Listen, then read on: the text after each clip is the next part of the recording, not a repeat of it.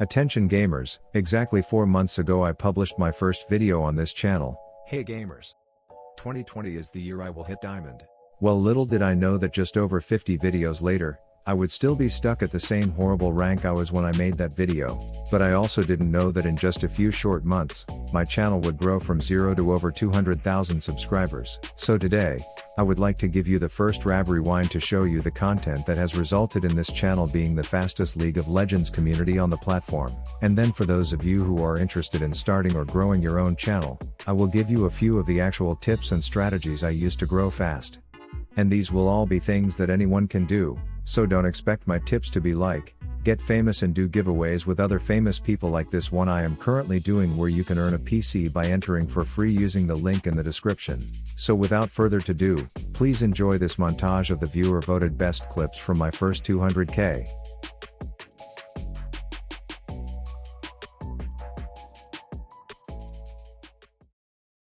At this point I have popped 18 Dark Harvest cherries, and like Hugh Hefner, there's no tale that I am too afraid to chase as paper mache bitch shows herself, and I swiftly run up to make her regret that. A quick clean combo sends her back to the ranch as the creepy pervert goth does nothing but film the abuse over the wall.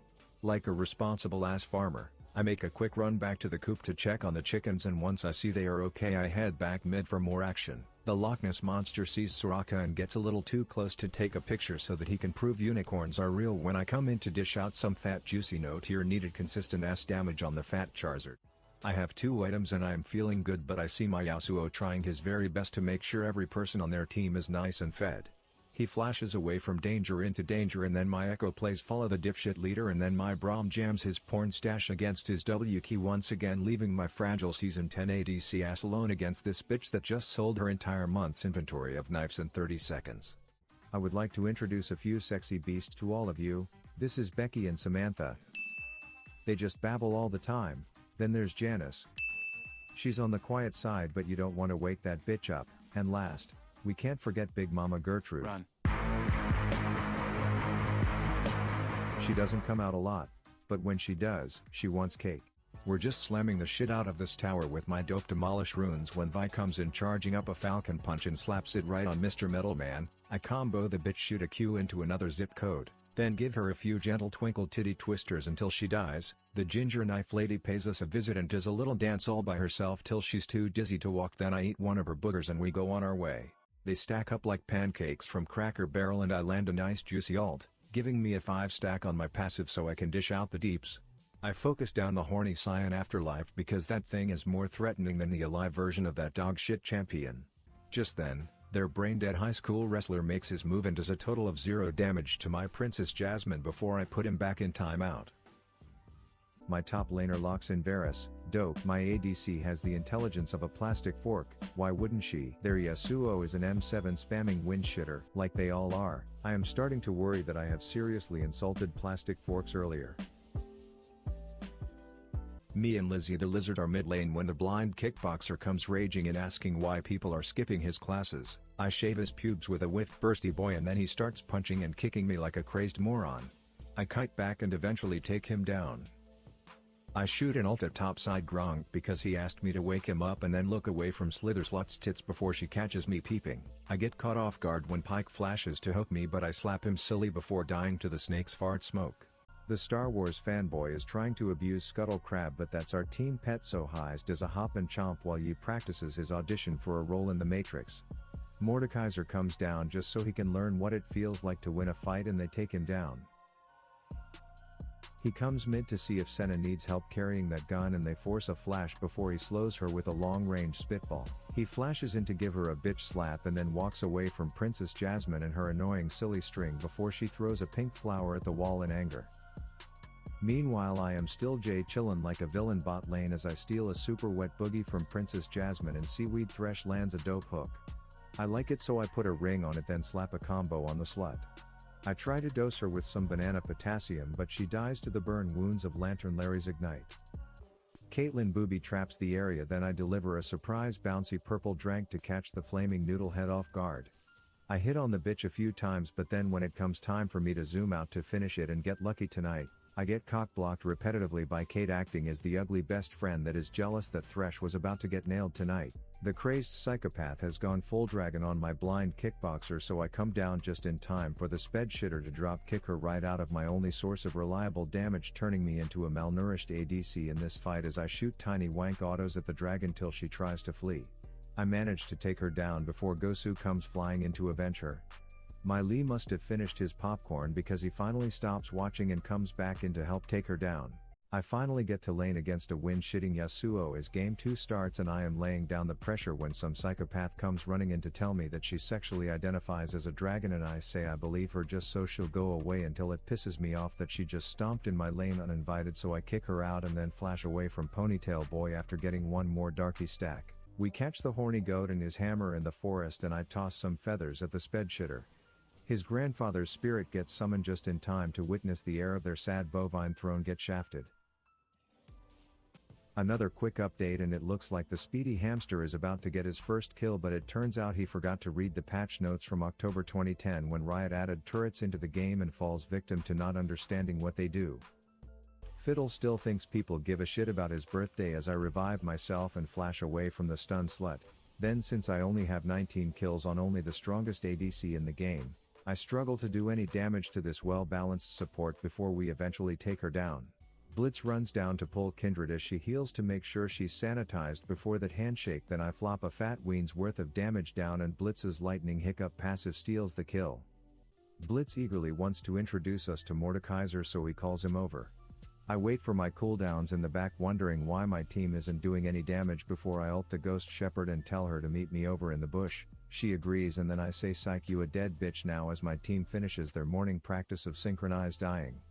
Then I kite away from mouth-breathing Mohawk before I show him what a time-traveling titty twister feels like. At this point I have a single item and boots, and I am thinking I will just take a chunk out of the knee nibbler, so I put a ring on him and then shoot off and ult for shits and gigs until the banana straight up one-shots the furry chode. But I am not done yet, and I see Obama's wife looking fine as hell next to that statue, so I ask my pike to give her my number, and when he does, I send her a pic so dirty that it ruins her career. Then Diana thinks she's got a defective moonblade because hers isn't doing any damage, so she dashes in to ask my team for their opinion. We collectively agree that she got ripped off and send her back to the store to get refunded. Then, like a professional support, I am just casually overextended with almost 2 charges on my warding totem and less vision than the blind monk coming down to drop kick me, but luckily he is a total pussy and immediately runs away as Mr. Tin Twat sprints in. The Mac Dad makes Kaisa jump, and then she overextends only to come running back crying as the Sonic shitter tries to drop kick those thighs. The turret says what's up, and then right before he gets away I scare the blind bitch shitless and slap a fiddle bass drum auto on the robot to clean up the fight. A few minutes later and I am just being a peeping Tom in the bushes looking at those thick thighs and wondering if a bony bag of straw like me would ever have a chance, and then I make my move. I casually poured out of the bushes telling her a scary story as an icebreaker, and I think our first date went pretty well. The albino gun fetish slut is mispositioned and her clock is playing 3 zip codes back, so I dish a dove at the hoe and tell her a spooky story. Draven enters the fight just in time to get hit by every single skill shot that they have while not understanding how to disengage from a fight, and continues waving his micropenis around, so I throw my hands up and summon the crows to circle these sluts. I poured in and set a match to the blue hair before I finish crow banging them both to sleep, to which Draven says, "This good?" I get back to lane and I see Obama's wife filming a scene for a film called 2 Clowns 1 Albino, and I go up to meet the cast. I am pretty ahead at this point, so I skillfully activate my ult and then roll my kneecaps over my right click button until everyone is dead. I am just trying to perform this impossible mechanic called last hitting on these hooded abominations when Chuckles is off playing a minigame with Tin Tits. I whip a piss vial on the ground and then auto once for the kill before I use the stealth reset to go hidey ho again. I pace back and forth while I debate the best angle to tap that British ass before I just go for it and start a right-click battle as she underestimates how bad it's going to smell under these covers when I slap my E key, but little did she know I am lactose intolerant and I wasn't going to say no to Chipotle's new queso. The game ends in a surrender and my team still fighting with each other because players in my elo have to win both their games and their arguments in order to have fun, but tanky twinkle shit still represented on the meters that game. My team is off playing follow the leader, but turns out the leader has the map awareness of a goldfish, so they all get caught out in Hiroshima as I try to keep this team fight from becoming a prompt ace. I miss a few fizzled dicks on their team before getting desperate and ordering a massive translucent banana on 3 of them. Then Jax tries to go full-blown helicopter on my ass, but I kite him back for the kill. I run over to have my banging GF wipe the sweat off my face and give me a quick pep talk before shifting back into the chaos. Luckily I am tanky AF at this point because I managed to dodge 0% of the abilities that are fired at me during the rest of this fight, but the power of Booger Boy prevails over mechanics. I try to finish the ace with a surprise attack on Lizard Lizzie only to get pranked hard by her passive. I have been conditioning my buff kitty to think Nunu is his litter box, and the training finally pays off when he shits all over the Yeti as Lantern Larry hooks the cat and I execute a flawless right-click performance to take down the skeleton. The Dizzy Dancer comes in to twirl for us, but I run out and ask my GF to show her how a real lady handles a fight. Then we chase the furball and I do nothing useful, but Ari sends the midget a Valentine and he dies with a hard-on for that foxy ass. Then I start to run back to lecture my hooded midget employees for just spectating that chase when the master crop duster himself appears. He runs in trying to check the inside of my asshole for a gas leak as I attempt to stay out of his fart path until he falls victim to the power of these twinkle tits.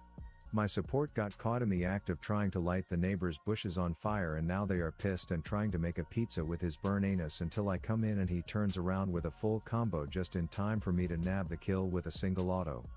I am a bard's fart away from death, but I make the intelligent decision to greed for a last hit on this cannon minion that I end up missing anyways just in time for the samurai shitter to come sprinting in. I hop back as he gets stunned in tower and then I send him away with a quick ace up the 8-eyed a-hole. Then with the reflexes of a viper, Shen ults me 3 days after the fight is over. I tell Morg that as long as Lux doesn't see, I am down to meet in the bush and spit in each other's mouths, so I do just that to test if I can one combo the bride for shits and gigs. Starting with Tiny Dumbledore, anyone who has played League at one point or another has been caged inside of this circle of shame and forced to dance like a desperate stripper for your life, and that's why I want to introduce the synergy with this bomb. 4 of them are trying to siege the base when the Scarecrow shows them why social distancing should be taken seriously as they run and our mid laner ports her magical muff onto the group for a triple. Then the Chippendale runs off and puts up a good fight by Falcon punching the wrong direction before being taken down. Baby Einstein seems to be all alone in a bad neighborhood, so I fire an ultimate to port him back to the safety of his own base. They all start running away from me until Echo travels back in time to when he was mispositioned as the birthday party starts, but I didn't get an invite, so I retaliate by dropping nutsack chompers on the ground, and then I give the excluding Scarecrow a piece of my mind before I shift my attention and beat up his burnt BFF out of jealousy. Then I see Maurice and his dumb mohawk trying to flee, so I long range reveal the bitch and we start chasing. The hobbling sack of hay is chasing me down trying to stick his colorful pinwheel up my albino asshole, but I put on a brave face and scare him off. Then the idiot that's been counting out loud all game heals the 2 of them, giving him the confidence to rainbow suck me, but my kitty keeps me healthy and channels some gold beams to put them to sleep as I let the duo die in each other's pathetic pixie stick channeling arms. We zoom around and attempt to make sure that there will never be a Jarvan V, but he goes flagpole pussy status to safety before Pike demands I immediately play leapfrog with him, so I tell him that he can't always have all the attention. Then the floating static shitter orders the biggest cupcake on the menu from Ivern but then refuses to pay for it, so I carrier pigeon myself through the mountains to make sure he knows we won't tolerate dining and dashing. But my work isn't done, so I call an Uber and demand that it take me to the nearest useless piece of shit, and sure enough its GPS takes me right to Caitlyn as I slap a fat pelican punch on the Brit. Then Tarzan's wife appears mid, which is perfect because me and my homies needed a 4th to play charades, but she declines and tiptoe sprints off until we finally convince her to play. Her word is trophy, but we decide that charades isn't fun anymore and choose to commit homicide instead. I push mid ready to slobber on this statue, but Eve still has a crush on me and is determined to give me a Valentine, so I run over to the boys to pretend I am too busy to hang, causing her to die of embarrassment before we send Mr. Tomness back to Narnia. My team sees Bandana Boy by himself, so we try to confuse the blind bimbo by yelling at him from different directions before I come into WAP, fear, and light his bald ass on fire to collect a dubstep ignite kill for the boys. My own teammates kept blowing off my parties, which resulted in some lonely times, but at the end of the day this piss pit is a team game and there is no I in team. But my teammates proved that there are 4 eyes in inting idiots, so all we got out of this game was the memories of some dank parties and the look on Captain Jack Sparrow's face when I shoved a balloon monkey up his asshole. Then the man slut comes in and makes a lot of noise, so we promptly tell him to shut the hell up as their anti-carry Cupid comes in just to be told that love is cold, and I run up to hit him with the new punch munch and crunch combo. The whole ordeal took place in front of the Red Robe Academy, so I start murdering the witnesses as Strawberry Banana Nico makes an appearance. I have Zeus drop a deuce on that gecko, and then I eat a quick Fruit Loop before telling her that if flashing is on her bucket list, she better do it now. This video is also not sponsored by Pepto-Bismol, but fuck it, nausea, heartburn, indigestion, upset stomach, dying Lee Sin. Now before I talk about a few strategies that I used to grow, I wanted to thank you for the tremendous support by offering all of my clothing merch at an enormous discount for the next week. And for those of you thinking that I am not doing this for the fans, my profit margin at the current prices was only $5 or $6, so at the discounted price I would have to sell dozens just to make enough to buy a used poopy flavored lollipop. Lastly, here are some of the tips and strategies that I would recommend using if you are small and trying to grow fast.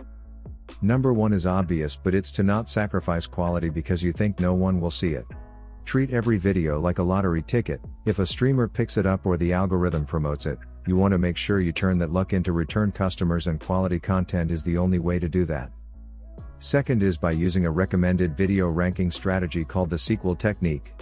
As a small channel, the chance of you ranking on the home page is slim to none, so instead, pick a popular video in your niche and make a sequel or a video that is very similar to it in terms of title and tags, with the goal of ranking in the suggested videos when people are watching that popular video.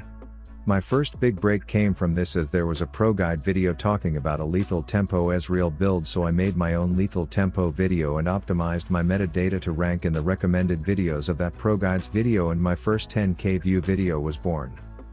Third would be to promote your content on external sites like Reddit. People only see my success, but they don't see the hundreds of Reddit posts I have made that got taken down or downvoted and shit on when trying to make a name for myself. People will flame you for self-promotion for doing this, but understand that Reddit is meant to be a site where viewers vote for content they want to see, so if you self-promote shitty content, it'll get downvoted and lost anyway, so don't let the butthurt flamers discourage you from doing so. I still post on Reddit when I upload new videos. My fourth tip would be to never underestimate the algorithm. Your mom may tell Bobby's mom about your content, and Bobby's mom may tell her book club, but those numbers aren't shit compared to what organic natural YouTube recommending your content will do for you, so spend some time researching the algorithm, understand keyword optimization, look at metrics like viewer retention and click-through rate, and try to optimize for those. Lastly, stay connected to your audience. Until I hit close to 100k subs, I responded to every single comment on my channel. I still read the majority of them. Your audience is a good way to keep you honest. They give you free feedback, so learn when to ignore the shallow hate comments but be open to the constructive criticism. I hope my story and my advice can help at least one of you start your own journey and succeed. Pet your dog, jerk your ween, buy my discounted merch, and brush your teeth tonight. Rav out.